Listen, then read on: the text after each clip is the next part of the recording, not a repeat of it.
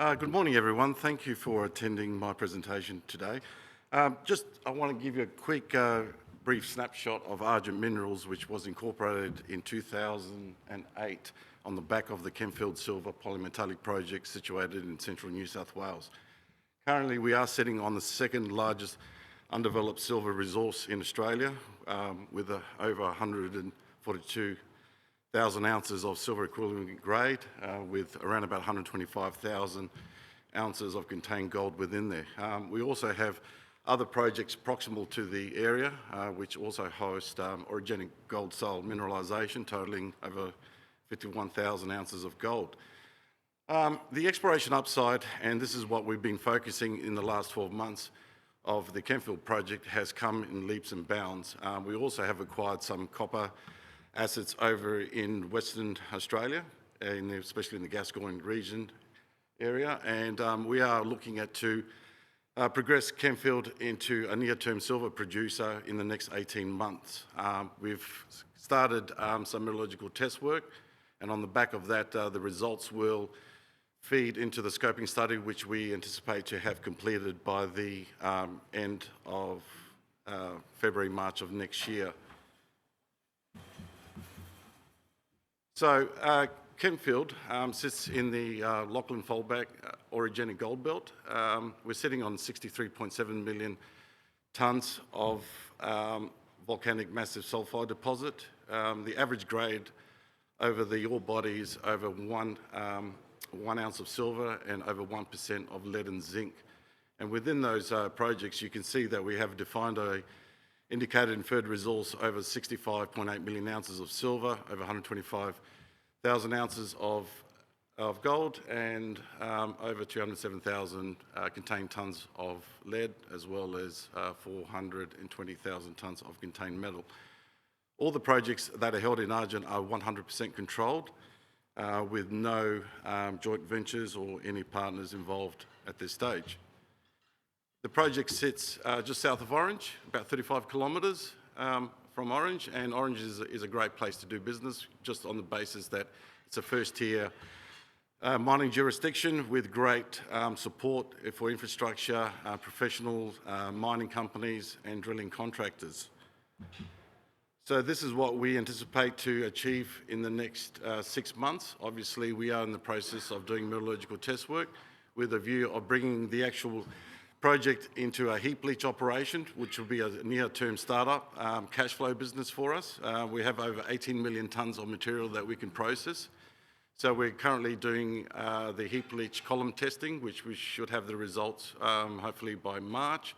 We're very confident that the leachable silver and gold from the oxide transitional zones will be at a high recovery rate. And from that, what we anticipate is the cash flow from the heap leach will pay for the CIL hard rock mining operations. Kempfield, in terms of its dimensions, you're looking at a 2.3 kilometre strike by 400 metres, and it's been drilled down in certain sections down to 370 vertical metres, with the mineralisation still open at depth. We are targeting some deeper plunging extensions from the 3 main lode ore bodies that have been modelled currently. So in between lodes 100, 200 to the south and lode 300 to the north, there's an 800 metre gap that has no drilling whatsoever. So as part of the ongoing exploration program, we'll be infilling that drilling program so we can actually connect this whole area under the one dimension of one pit moving forward. This is the latest drilling results which we released to the market this morning. These are metallurgical test holes, but what it's actually showing is that the depth continuity of this ore body still remains open at depth. We've hit over 200 metres of consistent mineralisation. It's averaging over 2 ounces, but within that we do have some very high grade zones, up to, I think it's just under 100 metres over 3 ounces, and it's averaging 1.55% zinc. So we drilled it all the way down to the basement, and historically the actual ore body was only drilled down to 100 vertical metres. So everyone was chasing, back in the day, a shallow, high-grade open pit, but unknowns to them that these VMS systems can be very extensive in depth. So as part of the actual assessment, we believe that we can actually increase the resource by drilling deeper. So by just that one drill hole, we've added another 110 vertical metres beyond the current resource model. So it's very exciting times. And we've hit zones up to 1,000 grams, over 1,000 grams silver. Gold's up to just under 2 grams in certain sections, and the zinc is up to 12.9%, which may, in the future, support a high-grade underground zinc operation down to beyond the actual open cut pit. So in the last 12 months, we've been really focusing on looking outside the Kempfield footprint, and what we found through a lot of surface geochem sampling and obviously followed up with a few scout RC holes is that this VMS system is still pretty much unknown to us. So historically, everyone's focused, like I said, around Kempfield the last 17 years, 56,000 metres of drilling has been concentrated just on that resource. And what we're finding is that there is potentially major extensions from the actual known Kempfield deposit. And we've hit up to 83 metres, starting from 2 metres below. We've hit some really high-grade silver zones at the Henry prospect. So, you know, some of the actual drilling intervals are 7 metres at 37 grams, and it's going over 4.1% copper lead zinc. So it's been a real eye-opener for us in terms of once you actually get on the ground, start exploring, do the complete opposite of what people have done previously, then there is some low-lying hanging fruit for us to bear moving forward. So in terms of the geophysics, we've reinterpreted a lot of the VTM data, and we're quietly confident that these zones may represent blind VMS lodes, similar to what we're seeing at Kempfield. We start drilling in the next 2 weeks. We are testing some of these interpreted VMS zones that could be potentially mineralised structures or potentially controls of mineralised structures. So we're pretty excited in terms of putting some holes in these. We have drilled around these areas, and that was purely based on rock chipping gossans that were grading over 200 grams a tonne of silver. So it'll be, yeah, quite exciting to see what's going to unveil from that end of the program. Just in terms of what silver's predominantly used for, obviously it's more or less used in the green energy sector. It's been listed as a critical mineral. You can see just a strong progress of the silver price moving forward. Kempfield was earmarked to go into production in 2012, but based on the soft silver price, the project was mothballed. So based on the resurgence of silver in the last 3 years, this is what we're predominantly focusing and getting Kempfield into a near-term production scenario. Some of our other projects around Kempfield, so Kempfield's our polymetallic project, but we also have orogenic gold projects. The Trunkey Creek project is what we've been really focusing on in the last 7 months, just its proximity to our Kempfield project, which is only 9 kilometres away. This area has remained virtually untested during from 1850. There's been thousands of old gold workings in the area. We actually acquired this project from Golden Cross. There's very little work done on it, so on the basis of that, what we have focused in the last 6 months is a lot of reconnaissance surface sampling, and on the basis that we've collected over 1,000 samples from surface, we've defined a gold corridor that's over 4.7 kilometres in width, about 500 metres, sorry, 4.7 k's in strike and 400 to 500 metres in width. And you can see that we're actually picking up visible gold from the old timers' workings. Like I said, there's thousands of old shallow gold workings. Not one drill hole has ever been put into this. And we're quite surprised how no one's ever come back in the last 30, 40 years just to even test this whole area. So we're quite excited.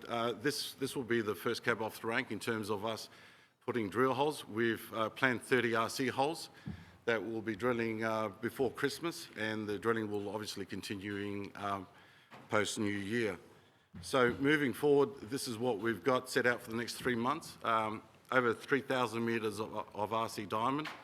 We are following up some really high-grade intersections that we've previously delineated proximal to Kempfield, but also too we are putting maiden drilling programs over Trunkey Creek, and and we're quite excited. So obviously based around what we're doing, in the future Kempfield will be the main processing hub centre for Argent, and we'll be basically trucking all this material and using Argent or Kempfield site as the main processing area. We've actually acquired the land by which the resource sits on. We've kicked off the actual approvals to get granted mining tenure with the New South Wales government, and we're hoping to have that submitted in the next 15 months. So we're just in the process of starting the biodiversity surveys, heritage and so forth, and mining engineering and metallurgy. Our Pine Ridge project, that's situated 20 km south of Kempfield. This was historically mined during 1877 all the way up to 1948. Very shallow, high-grade material was actually won from this project. There's been very little RC drilling and diamond drilling done on this, so as part of our plan again is to actually get ground IP surveys completed over this area and trying to delineate more gold targets. The area is still open north and south, and we think that we could potentially get some really good results moving forward. Our West Wyalong project, that's situated in western New South Wales. We're about 5 kilometres away from the West Wyalong township. We've had this project for quite a few years, but now that copper is starting to surge back, there's two styles of mineralisation that we're looking at. One's orogenic gold and the other one's porphyry copper gold.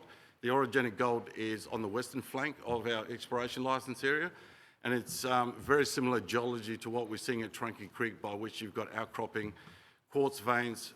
There's a lot of high-grade material that's come out of the West Wyalong mineral field, and we think that we can actually replicate that. Some of the historic grades vary between 5 and up to 30 grams a tonne. Recent rock chip sampling again has delineated north of 1 ounce rock chips. And also we are targeting a porphyry copper gold system to the south,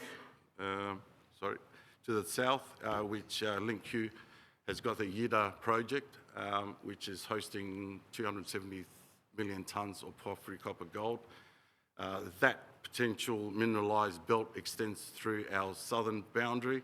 We are also looking at the fact that we've got the same mineralogy, the same geophysical signature, and we're quite confident that we will actually hit some mineralised zones. There is some historic drilling, so the actual porphyry copper gold system does validate that it does extend within our area, and we anticipate to start drilling in this area in March of this year once we secure some land access agreements, which so far has been quite positive from the local community.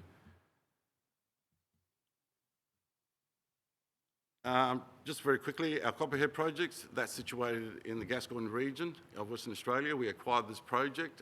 We've got just under the 1,000 square kilometres of relatively greenfields exploration. The last phase of exploration was done in 1968. Just very quickly, we also have completed several recon sampling programs, and you can see that we've got some very high-grade copper mineralisation that's bleeding out on the surface, so you can literally just walk up and pick up these rocks and realise that this thing is definitely carrying. So it's pretty much a polymetallic field, zinc, cobalt, nickel, and it's, we've got over 84 kilometres of untested strike. That's just a quick summary of the board. Myself and Steve, we're both geologists, over 50 years of experience, and we've got some mining executives and an engineer on board. So that's just basically our time path. We want to come, so we'll be systematically exploring, getting approvals, met testing, and hopefully be a near-term producer. And that's just a quick snapshot of the company. We've got over $5 million in the kitty, market cap just under 47 million, and 1.67 billion shares on issue. Thank you very much.